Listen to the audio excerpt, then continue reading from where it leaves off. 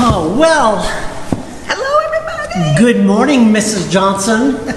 Good morning, Mr. J. So, this last Sunday, 1 week ago today, we celebrated 40 years of marital bliss together. 40 years, honey. Did you think we'd make it this long? There were times that I didn't think we would, but I always had that hope that we'd be able to hit 40. Now I'm looking forward to 50. I don't know if we'll make it past 50, maybe 60, who knows, but yeah. You know, when we were talking about sitting down together and just sharing some of the insights or lessons that we've learned over the years, clearly there were so many things to talk about that we just couldn't talk about in a half hour here. So we pulled out a few key ideas, but I remember right away you said, are we going to add a disclaimer to this? And why don't you just talk about what you meant by that? Well, what I meant is we are not here to tell you all how perfect our marriage is, how wonderful it's been for 40 years. It's not a how to live with someone for 40 years in bliss. It's more like how to live with each other without killing each other. Yeah. You know, it's interesting just hearing Rick talk about his experience with his church and, you know, the family committing to stay through the difficulties. I think of all the challenges that you and I have faced, honey, over 40 years. We've had lots of them. And, you know, you and I have mentioned this many times.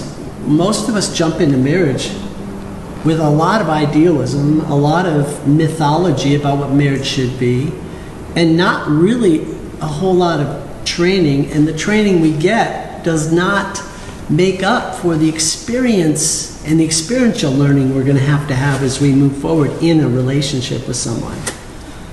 You know, that whole kind of tendency today of often people who follow Jesus thinking that the marriage and the family are everything, that you are a complete failure if your marriage doesn't thrive, if your parenting ends up in some real broken relationships. There's this mindset that it's all about being successful in your marriage and in your relationship. And so I like what Rick said, because really, as you and I have found over the years, marriage is a context, like all relationships are a context in which to live out our lives and allow God to work on our character. Why don't you tell a little bit about how we met and some of the challenges that early came up that other people maybe saw before we did? I want to start out with a statement that we used to tell couples when we did marriage counseling, and that, you know, God has brought you two together so that God has brought us together. He brought you two together. And sometimes we bring out the worst in each other. I know we did when we were first married. But that it provides a place where God can do His work and put His good into us. I think another way we said that was that we think of marriage being like this beautiful occasion where two pieces of a puzzle come together. Two pieces of a heart? Yeah, and everybody feels whole and fulfilled, and that marriage fulfills your life, right? Wrong. So, but what we discovered is it's like God hasn't made you to perfectly fit together. He's made you in such a way that who that person is when you marry them is perfectly designed to push all your buttons. And push them, we did. And bring out the worst in you. So God can put His best in you, right? That's correct. Okay, keep going. Tell us more about those early days. Well, Scott and I met in the summer of 1979. He was one of the camp lead counselors, and I was to be the camp nurse for the summer in northern Minnesota. And we actually met on my birthday. It was my 24th birthday, and our pre-camp get-together where all the staff got to meet. Well, we started to spend a lot of time together, talk to each other, and about 5 weeks into camp, I just was really praying that the Lord would give you to me as my husband. We actually started dating then. We got engaged in October of that year, married the following June. Went fast. Went very fast. And moved to Boston for you to go to grad school. Right. And during our engagement time, we had several people tell us that you guys aren't going to make it. You're just not going to make it. Mm-hmm. And I think we had to work out a lot in those first 8 months, 9 months, because we'd really fallen in love, but we really didn't have time to build the friendship. Yeah. And I really feel that he is my best friend, that we've spent a lot of time over the years working on our friendship. And at the same time, I've wounded you more than any other person in life, and you've wounded me in this relationship. Even though we're friends, there's been things that we've uniquely allowed the other one to bear in our lives that's led to a lot of pain. Yeah. And we've shared pain from the outside as well. I was thinking about not only how, I think your dad one time pulled us aside and said, you guys, you need to rethink getting married. So did your parents. Yeah, and my parents did too. Yeah, that's really great, really supportive. But do you remember when we were at camp, and I was already planning on pastoral ministry, and I was just infatuated with you. Yeah, I mean, he was. For probably all the wrong reasons. I just thought you were the most stunning woman I'd ever seen. I mean, there was just something about you. You carried yourself with this kind of air of, let me just say, kind of cocky. A little arrogant. I really liked that. Yeah. I just liked how you were all that. You know what I mean? A little sassy. Sassy. Always sassy. Right. And I was looking to go into ministry and all of that. And I was coming from a somewhat conservative view of males and females, only because I was buying into a theological system that required that. And this pastor came up to me and he said, I can tell, Scott, and I really respected this guy, but he said, I can tell you really have the hots for the camp nurse. I said, oh, it's that obvious? He goes, oh, it's so obvious. Let me just tell you right up front, she's not the kind of woman that you want to marry if you're going to be a pastor. She won't be a good pastor's wife. She will not be a good pastor's wife. And he wasn't like working with that traditional thing that she doesn't play the piano, but it was more like she's got a strong will. Strong mind. And you've got a strong will. Remember that picture of us standing beside your Pinto? Yes. Where we're both kind of like this, and it's like one of the earliest pictures. We're both with our arms crossed. Yeah. Now we look at that and we think, look at those two. They just, first of all, they thought they were all that. And we thought we were all secondly, that. it was like, don't you dare try to change me. I'm changing you. So that was interesting, the warnings that we got. As I said in the beginning, it has not been a perfect marriage. Right. But it's been one that we've worked on. All right, so I'm a theological student, and I'm being exposed to a lot of teaching that's coming from a really conservative view of how marriage should be, where I would be the spiritual leader. I would assert the spiritual program for the family and all of that. And Becky, of course, you were actually a feminist. Very averse in feminist literature and that sort of thing. Well, and just the equal rights for women. Yeah, that was a big deal. Especially equal rights in the workplace. And right. So we start really working with two different goals of what the marriage will look like. And we head off to seminary, and we're totally separated from what was our normal and comfortable world. We both grew up in Minneapolis, St. Paul. Right. Spent our whole time there. Lots of family and friends. And now we're just cut off from all that. And all we have is the two of us. But I'm thinking about how... that's probably how we survived. It was just the two of us. Yeah. We had to work things out. You remember that one time that we had... Well, there's not just one time, but we had that really big fight where we both decided we were going to storm out. Mm-hmm. And you went in one direction. I went in the other. Oh, no, you got that wrong. Okay, how'd it go? I went out and you said, I'm not going to let you go out. I am going to, and so you drove the car. To where you were? To where I was, and that's when you told me that. In the middle of the highway. And left it right in the middle of the road, yes. Yeah, that was pretty dramatic. It was dramatic. Anyways, we had quite a few events like that, but what I want to get at here is that we were reading books about how marriage should be without really, kind of looking for some way to put this grid over who we were as people, and this is what marriage should be like. This is your roles. You'll be the this and you'll be the that. And none of that was working for us. No. We tried to live within that structure, but it just wasn't suited to the way God made us. And along the way, we discovered really a more egalitarian approach to marriage, where we work with each other's strengths. But you know, don't you think a lot of people get really confused about what their marriage should look like, in that, you know, they're looking for some model out there. They say, well, this couple, we want our marriage to be like that, but you're not the same people. No. You're very different. And there's a sense in which we need to kind of grow into our relationship. Yeah, and you know how we've talked about that there is no such thing as a biblical marriage. Yeah, say more about that. That's a big deal. When you look at Abraham, you know, or Solomon, or David, or any of these, Right. I mean, there's no,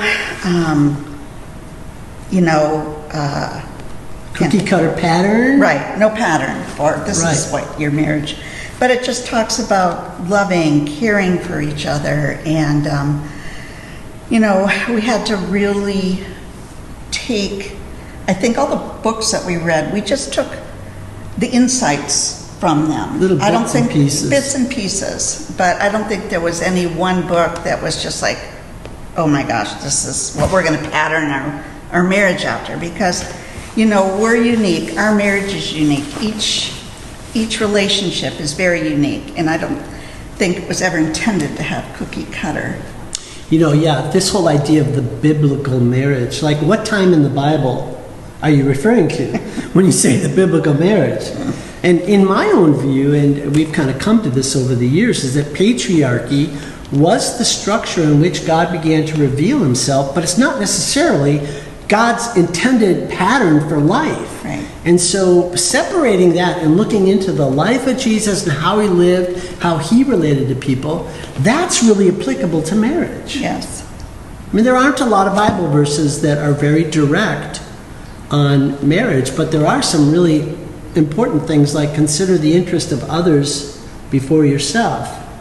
Love one another, forgive each other. That reminds me of the text that we took as our text for our life together, and it comes from Philippians 2, 1 through 11.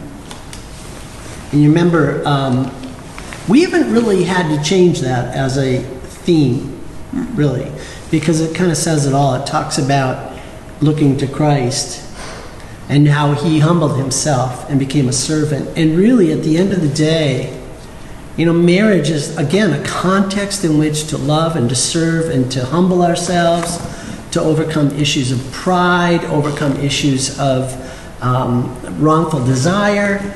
It's a context in which to really allow God to inhabit our lives, the Holy Right. Spirit to inhabit our lives. I mean, in verse 3 here, it says, do nothing out of selfish ambition or vain conceit, but in humility consider others better than yourselves. Each of you should look not only to your own interests, but also to the interests of others. And that really fits in a marriage. I'm thinking also about, you know, conflict. Conflict is a part of growth, right? But we've had a lot of conflict. It's not just Yeah. stopping in the middle of the road and leaving the car, but there's been conflict throughout our lives, between us, around us. We've been in churches where there was conflict, and we've had to learn how to deal with conflict. But one of the things that I think you and I have grown in is this capacity to offer forgiveness and to clean up our side of the street. You know, there are issues that are your issues, there's issues that are my issues. And I always appreciated about you, Becky, that you would kind of say, that's your problem, you need to deal with it. But you didn't like put your agenda on me for the timing and all of that, Right. you know? So in the area of conflict, what do you feel like you've learned about, or what area do you feel like you've really grown in the area of conflict? I've really learned over the years that I was very much a peacemaker, peace at all costs kind of person, avoiding conflict. And that just caused more conflict. And I would walk out like I did back in our first year of marriage. I gotta get away from this. I'm not gonna deal with it. We're just gonna forget about it. But I have learned how to deal with conflict, that I can speak the truth in love, as it says in Ephesians 4. Yeah, 15. Speak the truth in love to him and not do it in such an emotional way, but, be able to just look at the issue, take the emotion out of it, and talk about it. And we both had to learn how to speak in ways that don't shame the other person. Right. That's a real issue. I think we both come from backgrounds where there was a lot of that. Where that's how you... Whether it was intended or not. No, that's how you get people to do things you want them to do. Yeah.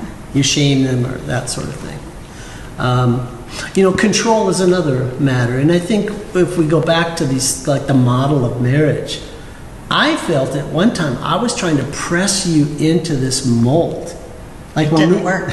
when we got married, my mindset was, well, I can win her over to this. And I think there were things about me that you thought you could win over. And really, only God can win us over to stuff, right? There's some issues we still haven't won over. Yeah, that's true. But that's part of the adventure of it all, too. It is. But dying to the idea of controlling, you and I think over the last probably 5 or 6 years, we have this little phrase we say all the time, and other people, in our culture will say it too, but it means something to us. It is what it is. And what do we mean by that when we say it? I mean, we kind of come to this together. Well, I think how we deal with that is that there are some things that happen in your marriage that you don't have any control over, and you just have to deal with. Give an example. Well, when the pandemic came, we had to say, it is what it is. This is what we have to do. We had issues back in early 2000s with our kids. Jared had an accident and had to have surgery. Jessica had to have surgery. There's different issues, and it was like, it is what it is, but what can we do to go forward now? What can we do instead of that tearing us apart as a couple, which issues like that can do? I really feel it made us a lot stronger. And it also, by the way, it also made our kids uniquely stronger. They seem to have responded also with it is what it is. Yeah. What can we do? Not what happened, fixing on the past, but... And dealing with family, that's a whole nother session. Yeah. Not today. No. But, one more thing I want to just kind of bring out. Again, let's just go back for 1 second to this preoccupation in the Christian community with marriage and family. It's like since the 1960s, we've turned marriage and family into almost an idol. An idol, yeah. So that the message people get when they have dysfunction in their marriage or difficulty with relationships with their kids or things, people are non-conforming to their view of things, whether it's their faith or whatever, is that you failed. Right. And you really shouldn't look at relationships like failure or success. No. We have 40 years, but remember that old couple that got divorced at 65 in our first church? 65, right? We still have years where we've got to practice forgiveness and love and commitment. And having said that, there were many times that our marriage might not have made it for one reason or another. I don't sit here feeling like you and I have been a great success. I feel like there's a lot of grace, circumstances, and blessings that have come our way that have enabled us to make it this far one day at a time. Right. But I'm not better than the next guy because somebody else's marriage didn't make it. That's right. One thing that I've really had to learn is to say I'm sorry. And I don't know why it was so hard for me, but Scott was always much quicker to come to me and say, hey, I'm sorry. I would kind of I had the pattern of just not wanting to deal with it, like I said, and walking away, and then not being able to say, I'm sorry. So that's been a real learning point, growing point for me, is to be able to say, hey, I'm sorry. Will you please forgive me? I was wrong, you know? Yeah, for me, it was control. You know, just this idea, like, if I'm not setting the agenda, I'm not being successful. And just letting you be who you are, and actually having a heart of service toward you, has been really important in our marriage. Cleaning. Yeah, you think about this He for a does minute. the cleaning. We don't fit. You know, the only traditional things that we kind of fit in terms of a traditional male-female relationship, I fix stuff and I like tools. And I cook. And you cook. Yeah. But I clean. You clean. I clean and you handle the finances. I do. Hey, listen, I handled the finances for years because I thought that's what men are supposed to do. Men are supposed to, like, sort of hold on to the vision and direct the vision, and part of that is the finances. You know, I didn't do a bad job. Did I do a bad job? I didn't do the best job. But Becky started about 10 years ago to handle the finances. Done better. Much better. She loves it. She really loves it. So No, it's just my control. that's her control. Yeah, now she gets to choose how to spend money. But there was some control in handling the finances for me. For example, controlling what you would spend on, right? I've never been a big spender, but there was some control, and handing that over to you, you know, we've developed this teamwork on it. Yeah. You know, every month, Becky lists all the accounts and thoughts that she has and sends them to me, and then I do this one-page net worth. So we always know every month where we are financially, and we're always trying to see that grow to take care of our future, our giving, and all that kind of stuff. But we do that together every month. And that's something we weren't taught to do, but we learned to do over the years. So you were pointing to something here about the egalitarian partnership. Well, before that, about both Scott and I have gone through periods of seeing a counselor. And then 3 years ago, we went out for a really in-depth 8 days of marriage counseling.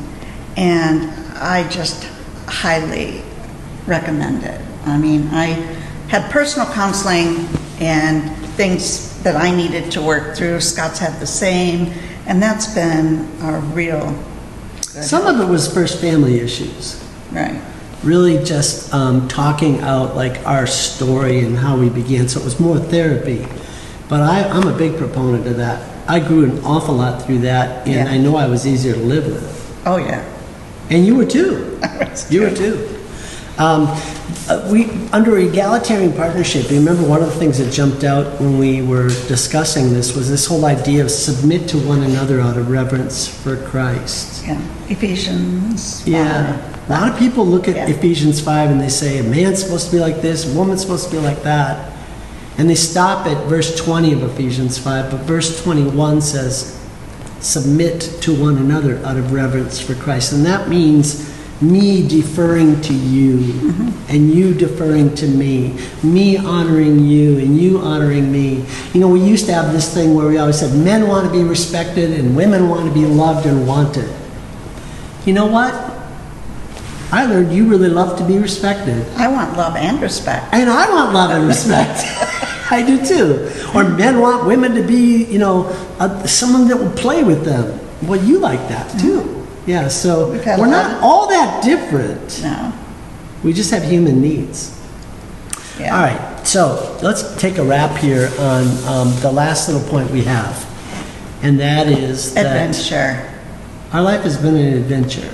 Yeah. We've always brought, and we're very open to adventure. And what I mean by that is doing different things together, but also opening up our lives to people that we probably wouldn't have come across. I still remember when way back in the 90s we were doing a outreach down in DuPont Circle, and 4 Iraqi soldiers came up to Scott because, as you know, he's had many different Quaffs. And hairstyles.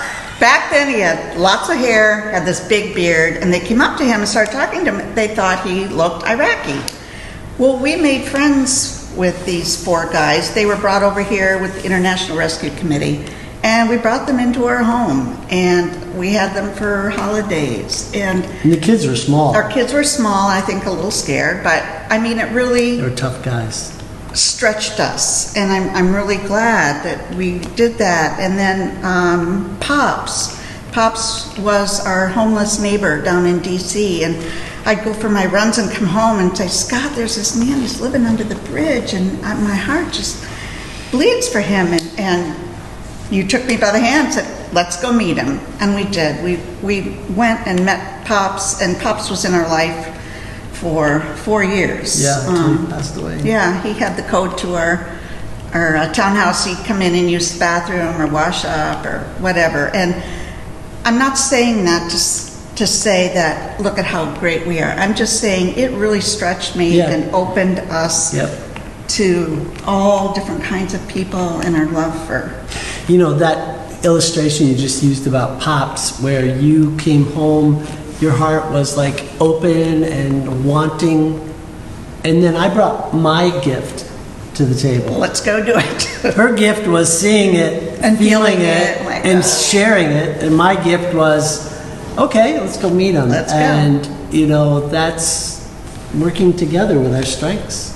That doesn't mean I'm the leader. Who led in that? Well, of course, you were the one who brought the whole thing to us, right? Yeah. So, all right, and finally, do you remember what Dick Nielsen said to us when he would come out to our house? He'd always say, what I love about your relationship, Is that we banter. you tease Back and each forth. other all We the tease. time. We're sassy to each other. Yeah, we are. All in love. We are. Well, people that listen to my sermons know that you get the brunt of a lot of laughter.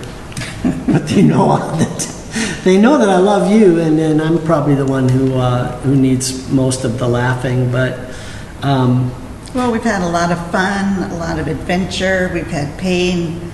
We've had suffering. We've had laughter. but it's life. That's life. We've had loneliness. We've had precious times. We've had grief. We've had joy. But like you said, that's life. And I'm looking forward to Yeah. the next years that we can still be stretched and grow and change. And Well, you know, Rick ended with a scripture you felt like we should end with. Mm-hmm. And so, but you're going to read it out of the Message this Bible, is out right? of the Message. I just love the way, but it's so cool that it was the same one that Rick did. It's Micah 6:8. But he's already made it plain how to live, what to do, what God is looking for in men and women. It's quite simple. Do what is fair and just to your neighbor. Be compassionate and loyal in your love. And don't take yourself too seriously. Take God seriously. That's great. Amen. Amen. Hey, thanks everybody. We're actually going to probably do something on our family as well, and living out in a family and the challenges of family life down the road. Mm-hmm. So thanks for joining me, hon. I appreciate it. It was fun. All right.